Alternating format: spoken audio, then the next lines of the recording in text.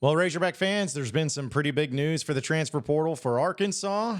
Guys who are leaving and guys who are staying put. So let's talk about it on today's Locked On Razorbacks podcast. You are Locked On Razorbacks, your daily podcast on the Arkansas Razorbacks. Part of the Locked On Podcast Network, your team every day. And welcome into the Locked On Razorbacks podcast. I am your host, John Nabors. I am also the host of Out of Bounds. You can catch every weekday afternoon from 1 to 4 on 103.7 The Buzz and 103.7thebuzz.com. Today's episode is brought to you by FanDuel. Make every moment more. Right now, new customers get $150 back in bonus bets with any $5 winning money line bet. That's $150 if your team wins. Visit FanDuel.com/lockedon to get started. Hope everybody's having a wonderful Friday. And I just wanted to make it clear for those of you who are wondering why I haven't had any podcasts put out here recently.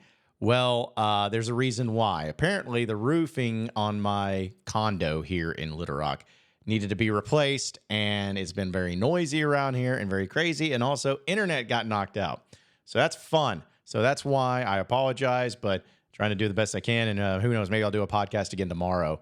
Talking about Arkansas and Oklahoma and the basketball side of things too.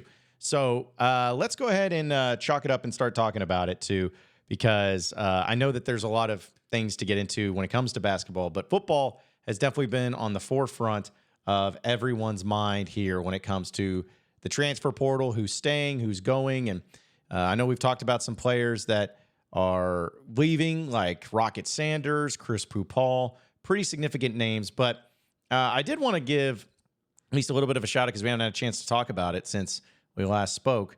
But you had two players that decided to post on social media that they are officially returning home, returning to Arkansas, if you would, instead of moving on.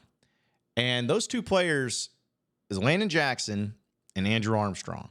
Now, we'll talk about both specific players, and we'll start with Landon Jackson. I'll admit, I was shocked by this. I had no idea that Landon Jackson was going to stay at Arkansas. I honestly felt like he was a player that was a shoo-in to be drafted into the NFL, which I think he still would be drafted into the NFL. And I thought because of that fact, because of the fact that he's been around as long as he has, he was looking to make that next step in his career. But to my pleasant surprise, he came out and said he's coming back. In fact, his social media, which is where all this is done when it comes to these players deciding what they're going to do. He simply put up a picture of him as Arkansas player there with his helmet and everything. He said, "Let's run it back. Red all 24, #WPS." So he's an all SEC defender. You think about it. He was all SEC first team or all SEC second team. He was a team captain this past year. He led the Razorbacks with sacks at 6.5 sacks this year. He had 44 tackles, defended a pass, and he had a great year. I mean, an absolutely stellar year. And I still believe, if I'm not mistaken, it's the game against Alabama, Jalen Milroe. I think he's probably still seeing nightmares of what Landon Jackson was able to do in that game. But to see this post and to see him officially announce that he's coming back was such a sigh of relief and a welcomed surprise. But the question becomes, for everybody at this point, is like, why though? Like, why did he come back? Why would he come back? Why would he want to come back? You had an NFL guy, like a guy who's going to get drafted into the NFL. It made total sense, right? Surely that is just something that he wants to go and do and not even worry about the rest of the way. And I'd agree with you. It's like it made sense. But I think it's just another product of showing you exactly what this portal NIL thing is truly all about. Now, again, I'm not saying this is I have some inside knowledge. I'm saying this is because sometimes when you look on the surface level and knowing the details and you just start to put two and two together, some of this stuff can make sense when it comes to NIL. And for this particular case for Landon Jackson, it would have to make sense that NIL played a role into this. Because, first off, I like the fact that he just came out and said on social media, it wasn't this, is he or is he not going? What's going to happen? It was none of that stuff. It was simply, hey, I'm coming back. And I announced it early, and I'm coming back. So I believe that because him having the possibility of getting drafted maybe in the 4th round or 5th round, which is probably where he may have ended up, he maybe looks at this as an opportunity to come back and to be able to be a possible first or second round pick. But also knowing that, he said it's looking at it as like, all right, well, they have this NIL deal for him. They feel like it's pivotal for him to come back, and having high quality defensive linemen is always crucial. So for Landon Jackson to be that guy and to be able to agree to coming back for another year, it shows his character. It also shows that captain status on his jersey means something, but also feels like he has unfinished business, because I'm sure that he would not like to have the 2 seasons he spent at Arkansas going 7-6 and 4-8. And I'd also like to think that maybe what he sees Arkansas building and the excitement surrounding it is the possibility of next year being a really special one, not only for the defense, not only for him as an individual, but also for the team itself. So it was really great to see that. Like, that was huge, huge, huge news. And the other one that actually happened just today was dealing with the Razorback wide receiver and the former Texas A&M Commerce player, the player that transferred in, Andrew Armstrong. Now, he's 6'4", 200 pounds. He had 56 catches this past year, 764 yards, and 5 touchdowns receiving. Led the Razorbacks pretty much in all categories. And he's going to be a redshirt super senior, so he's been in college a long time. But there was no doubt that he wanted to be a part of it and, wanted to be having a better year than what he did. And this is also kind of a fun thing, too, because he put out a graphic that is similarly set up to a player that might be entering into the transfer portal, but flipped the switch on him a little bit. And what his message said and his graphic said, quote, "First off, I want to thank God for the opportunity he has given to me to play the sport of football at the level that I do. I also want to thank my mom and dad for always pushing me to not only be the best player, but also to be the best person I can be. I want to thank the Arkansas Razorback coaching staff and fans for taking a chance on me and believing in me. This year wasn't what any of us expected, so I feel like it's only right for me to come back to Fayetteville and finish my college career here. WPS, Andrew Armstrong." So a really cool thing there, a really cool thing that I appreciated and I respect, and I think it's a little fun, too, to see that happening to where he's deciding to return to Arkansas. So, I mean, again, there's some players that will be moving on, and yeah, you'd like to see him. Like, I would have loved to have seen Chris Pupal come back. But he's really the only player that's entered in the portal where I'm like, man, that's a big loss. Yes, Rocket entering in could end up being successful somewhere else. But I also feel like the running back position, there's going to be some quality guys in there that you can make work. And plus, I also trust Bobby Petrino. That's what it comes down to. So, but yeah, I think like that's something to be excited about. And when you thought about guys that you were like, for sure you wanted back, like you wanted them back this year, you got to have them back. Luke Haas was one of those guys. I really wanted back. He's coming back. Ty Washington, same thing. He's coming back. We still are waiting on KJ, which we'll talk about here in a second. But also the defensive side of the ball. I would have loved Chris Pupal back, but that's not the case. Landon Jackson's a great one to get back, and Andrew Armstrong, I feel like, is a great one to get back. The wide receivers, I know, underachieved, but a lot of that was just the offensive problems. We'll see what a guy like Isaac Teslaw ends up doing, and we'll see if he ends up coming back. But the point is that because of the lack of success this past season, there's very few and very select guys that I really, really, really wanted to have back. And I would say Landon Jackson was, again, the surprise because I thought he'd go to the NFL, but I am all in on him coming back. And then the other one, of course, would be Andrew Armstrong, which I'm not saying that, he's a make or break player, but he's definitely a really good player that I'd love to have back. So Arkansas is doing pretty good so far. They got to get more guys out of the portal, but they are going hardcore into the portal and offering a bunch of guys. It's a big weekend for visits, too. They're going to be having some quarterbacks visit this weekend, which will be interesting to see, which maybe lead to the update on KJ Jefferson, which we'll talk about here in just a second. But it was just good to see those particular players come back, and some good news for the Razorback faithful overall. And we'll talk about KJ here in just a second. But first, as the weather gets colder, the NFL offers stay hot on FanDuel. Right now, new customers get $150 in bonus bets with any $5 winning money bet. That's $150 if your team wins. If you've been thinking about joining FanDuel, there's no better time to get in on the action than right now. The app is so easy to use, and there's a wide range of betting options, including spreads, player props, over-unders, and so much more. So visit FanDuel.com/lockedon and kick off the NFL season. FanDuel, the official partner of the NFL. You are Locked On Razorbacks, your daily podcast on the Arkansas Razorbacks, part of the Locked On Podcast Network, your team every day. All right, so moving on into the next segment of the Locked On Razorbacks podcast. I messed up on my graphics. It's supposed to be basketball, but we'll save that to the end. But it still is kind of relevant with the whole KJ Jefferson situation, because I think that everybody has been asking about KJ Jefferson. When's the decision going to get made? What's the holdup? What's the problem? What's going on? What are we doing here? And I get it. Like, I totally get it. I think that it is frustrating when it's somebody of such importance, like in this particular case, KJ Jefferson, to where it should not be a question or should not be something that ends up being taking forever. Like, it should be something that's like, okay, if Arkansas wants KJ and they're going all in on KJ and they want him back next year, then they're obviously pushing that.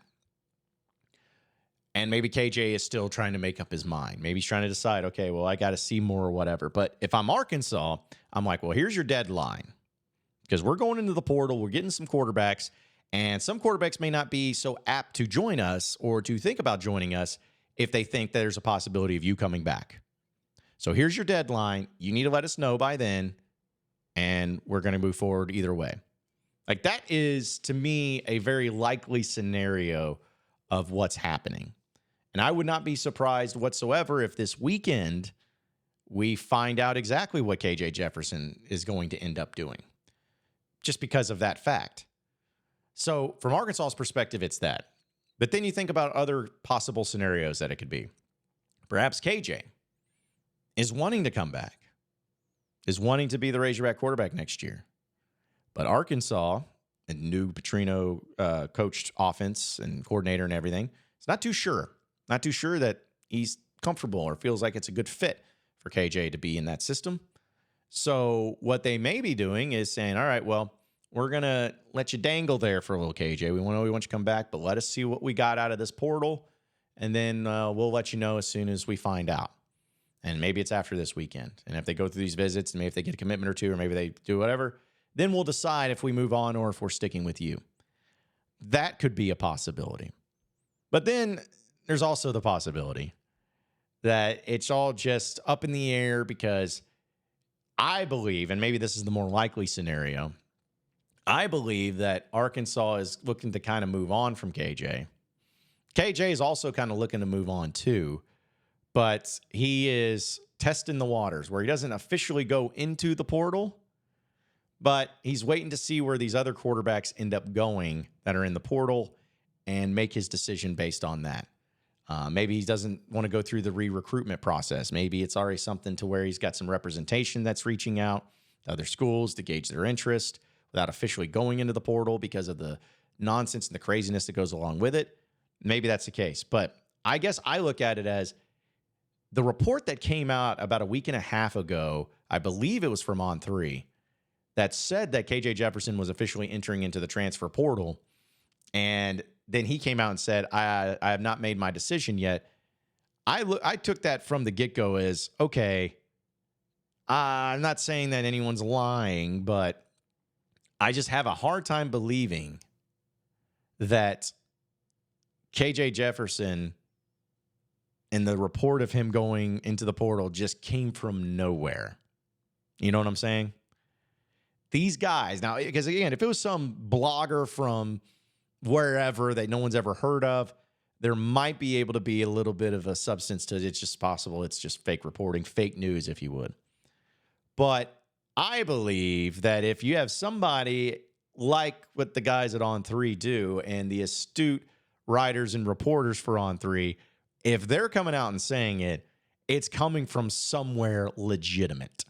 It's coming from somewhere that makes sense as to why he could be entering into the portal or why they feel confident enough to even put that report out there that he's entering into the portal. Could have came from KJ. Could have came from KJ's family. Could have come from KJ's representation. Or it could have come from the University of Arkansas, maybe a coaching staff where they're like, yeah, we're telling him to hit the road. It could have come from there too. So it's just very odd, and I don't really like it. We all get impatient at times because we all want to get the news right now, and don't care about anything else. And I can be guilty of that too. But to me, it's not even about that. It's just, yeah, I'd like to know because it's better to know than not know. But to me, it's more about figuring it out so we can just move on. We can just move on. We can all, as a collective unit, just move on. Who cares what anybody else says or does or anything? Let's just move on. If it's KJ, great. All right, let's go in. If it's not, okay, great. Who's up? Who's it going to be? Let's go. Because this is the portal season, and you got to be able to make some decisions and some quick decisions, some big decisions. And so let's just get to the point to where we can actually start doing that instead of worrying about anything else. So we'll talk a little bit about the Razorback basketball team and looking ahead to this matchup against the Oklahoma Sooners here in just a second. But folks, I got to tell you about Prize Picks. It's the largest daily fantasy sports platform in North America, and they're the easiest and most exciting way to play daily fantasy sports. It's just you against the numbers. So instead of battling thousands of other players, including pros and sharks, you just pick more or less on 2 to 6 player stat projections, and you can watch the winnings roll in. You have so many different options to choose from when it comes to that, especially when it comes to Prize Picks, because you are able to do different sports too. So if it's something to where you want LeBron James and Travis Kelce coming in together as a combo projection where it's LeBron and Travis Kelce, you have a 10.5 combo of 3-pointers made, but also receptions. You can do that just about less or more. And another great thing about Prize Picks, it's really simple to play. You can make your picks extremely easy, and you submit your entry in less than 60 seconds with quick withdrawals, easy gameplay, and an enormous selection of players and stat types. That's what makes Prize Picks the #1 daily fantasy sports app. So you got to check them out today, folks. Check them out today and by going to prizepicks.com/LockedOnCollege. And you can use promo code LockedOnCollege for a deposit match up to $100. That's prizepicks.com/LockedOnCollege. Use promo code LockedOnCollege for a first deposit match up to $100. It's Prize Picks, the daily fantasy sports made easy. You are Locked On Razorbacks, your daily podcast on the Arkansas Razorbacks, part of the Locked On Podcast Network, your team every day.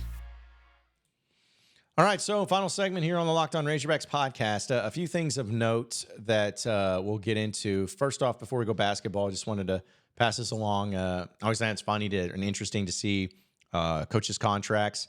And Eric Mateos, who's the new offensive line coach for Arkansas, according to reports, he signed a 2-year deal that will pay him $700,000 a year. And includes a non-compete clause with the rest of the SEC. And he will make the same salary as Cody Kennedy was making, who left to, of course, take over the job over at Mississippi State. So he's also tying co-defensive coordinator Marcus Woodson as the highest paid assistant on staff, who is not a coordinator. And new offense coordinator Bobby Petrino is set to make $1.5 million in a contract year that begins March 1st. And Travis Williams' contract calls for his annual pay to jump up from $1.1 million to $1.175 million on January 1st. This is all according to WholeHogSports.com. So there you have it. And I know that this is kind of a scary thing because, again, I don't care about how much coaches make. I really don't. I just care about if you're good or not. Because here's the thing. If Mateos comes in and does a great job, gets a bunch of big-time players out of the portal, nobody's going to care about the fact that he's the highest paid non-coordinator coach role on the campus. Like, nobody's going to care. It only comes into play is when you start sucking. And so it is a lot of money, though, to be paying an offensive line coach that hasn't been here already and has already made him the second highest paid coordinator, or the highest paid non-coordinator coach there on the football team. But that also doesn't mean that there's not going to be other raises coming into play. So let's remember that. You could be seeing the defensive staff and some of those guys getting raises to surpass them. So let's just wait till that plays out. But he's going to be getting $700,000 a year. But also, Arkansas and Oklahoma are going to be facing off against each other on Saturday in Tulsa. I'm going to actually be up there for that game. Look forward to seeing how all that plays out.